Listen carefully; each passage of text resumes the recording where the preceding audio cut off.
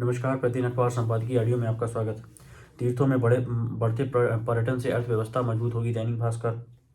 भारतीयों के बदलते पहनावे भी वजह, कानून की कसौटी, जनसत्ता सख्ती से पहले व्यवस्थाएं हों दुरुस्त, बढ़ते देश को चाहिए सुरक्षित सड़कें। अब आर्टिकल विस्तार से। तीर्थों में बढ़ते पर्यटन से अर्थव्यवस्था मजबूत होगी। दैनिक भास्कर। आगामी 22 जनवरी को रामलला के विक्रय की स्थापना के बाद अयोध्या देश का सबसे बड़ा धार्मिक पर्यटन का केंद्र बन जाएगा। करीब 500 साल के अनेक सांप्रदायिक संघर्षों के बाद हिंदुओं के प्रमुख आराध्य देव के जन्मस्थल पर एक बार फिर से भव्य राम मंदिर देश दुनिया को आकर्षित करेगा। प्रदेश सरकार के अनुसार गत वर्ष 2.39 करोड़ लोग, करीब 70,000 रोज इस नगरी में आए, जो एक वर्ष पहले के मुकाबले 100 गुना अधिक था। ऐसा माना जा रहा है कि आने वाले समय में अयोध्या का सबसे बड़ा, संभवतः 10 करोड़ पर्यटक प्रतिवर्ष धार्मिक पर्यटन केंद्र होगा। यह पर्यटन औसतन 2700 रुपये खर्च करता है, यानी इस नगरी को ही नहीं, प्रदेश को भी आर्थिक मजबूती मिलेगी। विश्व स्तरीय अंतर्राष्ट्रीय हवाई अड्डे और आधुनिक रेलवे स्टेशन उच्च वर्ग के पर्यटकों को भी आकर्षित करेंगे। हाल के दौर में खासकर मोदी शासन में वाराणसी, उज्जैन और केदारनाथ के मंदिरों के आसपास आधुनिक सुविधाएं और सौंदर्यीकरण में से धार्मिक पर्यटन में भारी वृद्धि हुई है। भारत में पर्यटन का जीडीपी में योगदान 5 से 6% का है, जिसमें अभी तक धार्मिक पर्यटन का अंश लगभग आधा रहता है, लेकिन आने वाले दिनों में इससे काफ़ी बढ़ोतरी होगी। अयोध्या को सड़क, वायु और रेलमार्ग से राष्ट्रीय और अंतर्राष्ट्रीय दुनिया से जोड़ने में हजारों करोड़ का खर्च एक सार्थक और उत्पादक निवेश माना जा सकता है। भारतीयों के बदले पहनावे की वजह, बिजनेस स्टैंडर्ड। अजीत बालकृष्णन। जब मैंने उन सज्जन का अभिवादन किया तो उन्होंने मुझे सवालिया नज़रों से देखा। हम दोनों एक दूसरे को उनके कामकाज के शुरुआती दिनों से जानते थे, लेकिन बीते तकरीबन 12 वर्षों से हम संपर्क में नहीं थे। मैं उनकी सवालिया नज़रों के पीछे की वजह का अनुमान लगा सकता था। मैंने जीन्स और टी शर्ट के अपनी सामान्य पोशाक की जगह जब से यदाकदा खादी का कुर्ता पजामा पहनना शुरू किया है, तब से मेरे कई जानने वाले मुझे ऐसी ही नज़रों से देखते हैं। जाहिर है, ऐसा इसलिए कि तकनीक की दुनिया में जीन्स और टी शर्ट एक तरह का ड्रेस कोड है। मैं उनके करीब गया और उनका चेहरा मुझे पहचान कर खिल उठा। उन्होंने कहा, मुझे आश्चर्य हो रहा है कि भला कौन सा नेता मुझे देखकर हाथ हिला रहा है, लेकिन जब मैंने आपको करीब से देखा और पहचान लिया तो मुझे और अधिक आश्चर्य हुआ। क्या मेरा दोस्त, जो जुनूनी अंदाज में तकनीकी कामों और नवाचारों को प्रोत्साहन देता था, वह नेता बन गया है और उसने सांप्रदायिक तथा जाति आधारित कामों को ऐसा ही समर्थन देना आरंभ कर दिया? मैंने उन्हें आश्वस्त किया कि ऐसा कुछ नहीं है। हमने एक दूसरे को गले लगाया और बातचीत आरंभ की। मैंने उन्हें बताया कि मेरे कुर्ता पजामा पहनने की वजह दोस्तों के साथ कच्छ के रण और पोरबंदर की यात्रा है। वहाँ हमने मोहनदास गांधी का पैतृक घर देखा, जहाँ वह पैदा हुए थे और अपने जीवन के शुरुआती वर्ष बिताए थे। जब मैं उस घर में बैठा तो मेरे दिमाग में तमाम विचार आए। आखिर इस सुदूर छोटे कस्बे में जन्मा बच्चा राष्ट्रपिता कैसे बन सकता है, और साथ ही कैसे वह अत्यधिक ताकतवर दमनकारी शक्ति के खिलाफ अहिंसक राजनीतिक आंदोलन का दुनिया को बदल देने वाला दर्शन कैसे दे सकता है। खैर, जब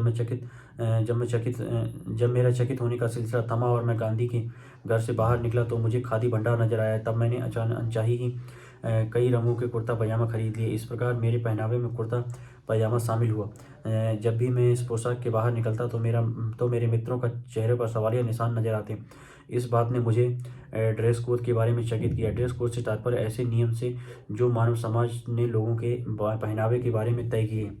उदाहरण के लिए, आखिर क्यों चीन और जापान के प्रधानमंत्री, हम केवल 2 देशों का नाम ले रहे हैं, हमेशा पश्चिमी शैली के कोट, टाई, पैंट और जूतों में नजर आते हैं, जबकि जवाहरलाल नेहरू से लेकर नरेंद्र मोदी तक भारतीय प्रधानमंत्री हमेशा कुर्ता पजामा पहनते हैं। चीन और जापान की अपनी संस्कृति, इतिहास और पहनावा रहा है और वह उतना ही पुराना है जितना कि भारत का। लेकिन आखिर क्यों उन्होंने पश्चिमी पहनावे के चलते अपनी पोशाक का त्याग कर दिया? जब मैंने एक चीनी मित्र से यह प्रश्न किया तो उसने उत्तर दिया, माओ के जिस पहनावे को माओ सूट के नाम से जाना गया, उसकी मूल परिकल्पना सुन यात सेन ने की थी और उन्होंने नए डिजाइन को पश्चिमी साम्राज्यवाद के नकार के रूप में देखा था। लेकिन कई वर्ष बाद जियांग जैमिन ने केवल पश्चिमी सूट पहनने शुरू कर दिए, क्योंकि उन्हें लगा कि यह पुरानी कम्युनिस्ट आर्थिक व्यवस्था के नकार के साथ साथ प्रगति का प्रतीक था। तब से चीन के नेताओं ने केवल पश्चिमी सूट ही पहने हैं।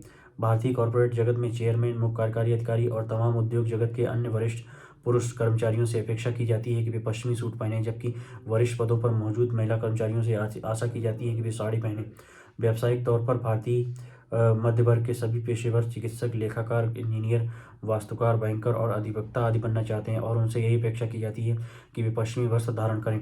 इसके माध्यम से यह संकेत दिया जाता है कि पश्चिमी कपड़े पहनने वाले भारतीय जानकार और सक्षम होते हैं, जबकि बाकियों के साथ ऐसा नहीं होता है। जब हम भारतीय पेशेवरों की बात करते हैं तो अधिवक्ता और न्यायाधीशों को अदालत में कभी भी क्लासिकल ब्रिटिश जोगे और टोपी के बिना नहीं देखा जा सकता है। मैंने ऐसी घटनाओं के बारे में देखा और सुना है जहां अधिवक्ताओं को केवल इसलिए अदालत में जाकर पैरवी करने से रोक दिया गया कि उन्होंने औपचारिक पश्चिमी पोशाक नहीं पहनी थी। भारत में किसी अधिवक्ता की पोशाक भारतीय बार काउंसिल के नियमों से संचालित होती है, जो अधिवक्ता अधिनियम 1961 के तहत आती है। इसके तहत हर अधिवक्ता को काला चोगा या कोट पहनना जरूरी है। काली पोशाक को प्रभुता के प्रतीक के रूप में देखा जाता है। उसके बाद हमारे यहाँ ऐसी व्यवस्था है जहाँ केंद्र सरकार के मंत्री हमेशा भारतीय कुर्ता पजामा और महिला मंत्री साड़ी में नजर आती हैं, जबकि वरिष्ठ आईएएस और आईएफएस अधिकारी जो उनके साथ काम करते हैं उन्हें हमेशा कोट और टाई में देखा जाता है। ऐतिहासिक रूप से देखा जाए तो भारत के स्कूली बच्चों की तरह बच्चों से खास तरह का गणवेश धारण करने की अपेक्षा की जाती है। लड़कों के गणवेश में अक्सर कॉलर वाली सफ़ेद या रंगीन कमीज और कॉलर या नीले फुल या हाफ पैंट होते हैं। लड़कियों की पोशाक में आमतौर पर सफ़ेद या रंगीन कुर्ती और किसी खास रंग की स्कर्ट या पैंट होती है। हम सभी इसे ही सही मानते हुए बड़े हुए हैं। भारत के ड्रेस कोड के बारे में मेरी उलझन तब बढ़ गई जब हाल ही में मैंने सुना कि भारतीय प्रौद्योगिकी संस्थानों ने यह जरूरी कर दिया है कि उनके वार्षिक दीक्षांत समारोह में सभी स्नातकों को कुर्ता पजामा, धोती और साड़ी आदि पहनने होंगे। पर मेरे प्रिय पाठकों, आखिर क्या चल रहा है? आधिकारिक और औपचारिक अवसरों के लिए कुर्ता पजामा, धोती और साड़ी जैसी पोशाक को लेकर हमारा झुकाव बस इस बात की ओर इशारा करता है कि हम भारतीय औपनिवेशिक शासन की मानसिकता से बाहर निकल रहे हैं। यह एक तरह का सांस्कृतिक स्वराज है और फिर यह आधुनिकता से बाहर निकलने का संकेत है। धन्यवाद। कानून की कसौटी, जनसत्ता।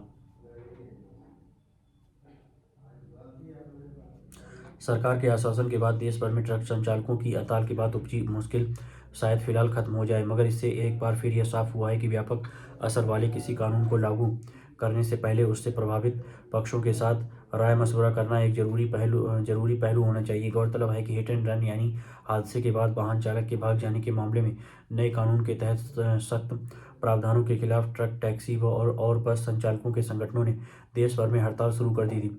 इसके बाद न केवल सामान्य आवाजाही पर बुरी तरह असर पड़ा, बल्कि आवश्यक वस्तुओं की आपूर्ति भी बाधित होनी शुरू हो गई। 2000 से ज़्यादा पेट्रोल पंप ठप पड़ गए। जाहिर है, इसका सीधा असर जनजीवन पर पड़ना शुरू हो गया और आम लोगों की रोज़मर्रा की ज़रूरत की वस्तुओं में कमी हुई और उसकी कीमतें चढ़ना शुरू हो गई। यह स्थिति शायद जल्दबाजी में लिए एक ऐसे निर्णय की वजह से पैदा हुआ जिसका असर व्यवहारिक कसौटियों पर सवालों के घेरे में माना जा रहा है। दरअसल हिट एंड रन के मामले में अब तक भारतीय दंड संहिता में कोई विशेष प्रावधान नहीं था और जानलेवा हादसों के बाद लापरवाही के कारण मौत की धाराओं के तहत ही कार्रवाई होती थी, जिसमें 2 वर्ष तक की जेल की सजा तय की गई थी। ज़्यादातर मामलों में चालक को जमानत भी मिल जाती थी, मगर नए कानून के मुताबिक कोई भी चालक अगर तेज और लापरवाही से वाहन चलाकर किसी व्यक्ति की मौत का कारण बनता है और मौके से भाग जाता है तो उसके लिए 2 वर्ष उसे 10 वर्ष की जेल होगी और 7 लाख रुपए जुर्माना देना होगा। देश में व्यावसायिक वाहनों और खासतौर पर ट्रक चालकों के रोजगार, पारिश्रमिक और काम की जो स्थितियां रही हैं उनमें उनके बीच ये खौफ फैला कि नया कानून लागू होने के बाद उनके लिए सड़क पर सहज होकर चलना मुश्किल हो जाएगा। उनका मानना यह है कि कई बार हादसों में उनकी गलती नहीं होती है, लेकिन नया कानून लागू हुआ तो दुर्घटना के बाद आम लोगों की उग्र प्रतिक्रिया से लेकर कानूनी प्रावधान तक उनके जीवन के लिए एक बड़ा आघात साबित होगा। इसी आशंका की वजह से व्यावसायिक वाहन चालकों के बीच व्यापक विरोध पैदा हुआ है। हालांकि नए कानूनों में इस प्रावधान को लाने के लिए पीछे सरकार ने अपनी मंशा जाहिर की है कि अब तक हादसों के बाद भाग जाने की प्रवृत्ति रही है और इस क्रम में कोई दोषी या तो बच जाते थे या पकड़े जाने पर उन्हें मामूली सजा मिलती थी। सड़कों पर बेलगाम वाहन चलाने और उसकी वजह से होने वाले हादसों पर काबू पाने के लिहाज से उन्हें एक सख्त पहल कहा जा सकता है, मगर इसका एक पहलू ये भी है कि देश में सड़कों से लेकर यातायात की स्थिति और नियम कायदों का पालन करने के प्रति गंभीरता की जो तस्वीर रही है वह हादसों की जिम्मेदारी को जटिल बना देती है। इसलिए इससे संबंधित कानूनी प्रावधान से प्रभावित लोगों के बीच सवाल उठना लाजमी है। व्यापक दायरे और प्रभावित वर्गों के साथ विचार विमर्श के बिना किसी कानून को लागू करने और उस पर रोक की असुविधाजनक स्थिति इससे पहले कृषि कानूनों को वापस लेने के समय भी देखी गई थी। ट्रक की हड़ताल से उपजे हालात के बाद सरकार ने कानून को लागू करने से पहले संबंधित पक्षों से राय मशविरा करने का आश्वासन दिया, लेकिन अगर यह काम पहले कर लिया गया होता तो शायद देश भर में अफरा तफरी पैदा नहीं होती। सख्ती से पहले व्यवस्थाएं दुरुस्त हों, राष्ट्रीय सहारा। ऋतुपर्ण दवे। शगुन की बात है कि ट्रांसपोर्टरों की देशव्यापी हड़ताल खत्म हो गई है। देश भर में ट्रांसपोर्टर संगठनों को हिट एंड रन मामले में सजा के नए प्रावधान को लेकर न केवल भारी भ्रम था, बल्कि खासकर ड्राइवरों की चिंता वाजिब थी। कानून के सबसे ज़्यादा असर से डरे ड्राइवरों का डर और भविष्य की चिंता भी नकारी नहीं जा सकती। तक कम तनख्वाह, गरीबी में गुजारा और साधारण रहन सहन के चलते भारत के समकक्ष माने जाने वाले देशों के मुकाबले हमारे प्राइवेट ड्राइवरों की हैसियत मजदूर से ज़्यादा नहीं है। भारत में हर साल 4 लाख से ज़्यादा सड़क हादसों में 1.5 लाख मौतें होती हैं, जबकि हिट एंड रन से 25 से 30 हज़ार लोगों की जान जाती है। सच है कि दुर्घटना जानबूझकर कोई नहीं करता है। दुर्घटना के बाद ड्राइवर फरार हो जाते हैं, क्योंकि रुकेंगे तो आसपास इकट्ठी हुई भीड़ खुद फैसला करने लगती है। अनेक उदाहरण हैं कि सड़क हादसों के बाद पकड़े गए ड्राइवर बुरी तरह पिटते हैं, उनकी मौत तक हो जाती है। कई बार लदाए वाहन समेत ड्राइवर को जिंदा तक जला दिया जाता है। ऐसे कृत्य करने वालों के खिलाफ अक्सर मामला तक दर्ज नहीं होता है। ड्राइवर जान से हाथ धो बैठता है तो उसका परिवार अनाथ होकर दर दर भटकने को मजबूर हो जाता है। भारत में 1 करोड़ से ज़्यादा कमर्शियल वाहन हैं, जिनसे 20 करोड़ लोगों को काम मिलता है। ऐसे में हड़ताल होने से हुआ नुकसान समझा जाता है। निश्चित रूप से सरकार ने इस कानून पर सोच विचार कर ट्रांसपोर्टरों का पक्ष जानने की अच्छी पहल की थी। यकीनन ट्रांसपोर्टेशन देश की अर्थव्यवस्था के साथ आम लोगों की सभी ज़रूरतों की पूर्ति करता है। सब्जी, भाजी, दूध, अनाज, दवाई और आम और खास सभी के आवागमन का जरिया भी है। ऐसे में हड़ताल से एक ही दिन में देश भर में महज पेट्रोल डीजल की किल्लत तो सब्जियों के दूने भाव ने हालात कहीं से कहाँ पहुँचा दिए, सबने चंद घंटों में देख लिया। यह सही है कि भारतीय न्याय दंड संहिता में पहले हिट एंड रन जैसी घटनाओं की खातिर कोई सीधा कानून नहीं था। आरोपी पर आईपीसी की धारा 304A में अधिकतम 2 साल की जेल या जुर्माने का प्रावधान रहा, लेकिन नई भारतीय न्याय संहिता यानी बीएनएस, जो ब्रिटिश कालीन भारतीय दंड संहिता की जगह बनी, में ड्राइवर से गंभीर सड़क दुर्घटना होती है और वह पुलिस या किसी अधिकारी को जानकारी दिए बिना चला जाता है तो उसे दंडित किया जा सकेगा। इसमें 10 साल तक की जेल और 7 लाख रुपए तक जुर्माने का प्रावधान है। लेकिन सवाल है कि आरोपी ड्राइवर की सुरक्षा की जिम्मेदारी किसकी होगी? भले ही टक्कर सामने वाले की गलती से हुई हो, भारत में हिट एंड रन को लेकर कानून में सुधार जरूरी है, लेकिन सभी पहलुओं पर विचार के साथ दुनिया भर के कानूनों को भी देखना होगा जहां ड्राइवर सम्मानजनक पेशा है। यूएई में ऐसे मामलों में ड्राइवर को सबसे पहले गाड़ी से जुड़े दस्तावेज पुलिस को सौंपने होते हैं। घटना स्थल पर पुलिस नहीं है तो 6 घंटे के अंदर जानकारी पुलिस को देनी होती है। देरी पर वजह बतानी होगी। यहाँ ड्राइवर को 4 साल की जेल या उससे 4,44,4,353 रुपये बतौर जुर्माना वसूला जा सकता है। लेकिन हादसे में कोई घायल होता है और उसे हॉस्पिटल ले जाया जाता है तो दोषी ड्राइवर को 2 साल की जेल और 22,000 रुपये तक जुर्माना वसूला जाएगा। कनाडा में ड्राइवर को 5 साल की जेल, लेकिन हादसे की मौत पर आजीवन कैद का प्रावधान है।